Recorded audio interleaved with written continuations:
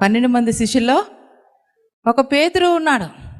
ఆ పేతురు యేసయ్య నీళ్ళ మీద నడుచుకుంటా ధోని దగ్గరికి వస్తుంటే ఆ యేసయ్యని చూశాడు పేతురు.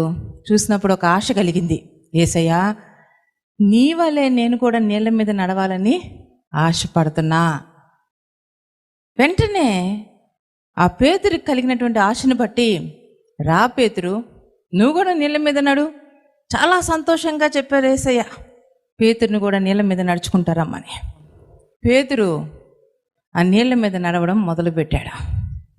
యేసయ్య వైపు చూస్తున్నంతసేపు తను నీళ్ళ మీద చక్కగా అడుగులు వేశాడు.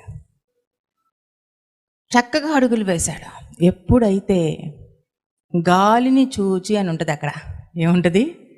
గాలి అసలు కనిపిస్తుందా?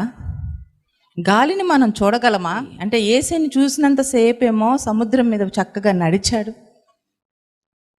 ఎప్పుడైతే గాలిని చూచి తను భయపడి మునిగిపోసాగెను. ఈరోజు మీ జీవితాల్లో కూడా మీ ఎదుట యేసయ్య ఉన్నాడు.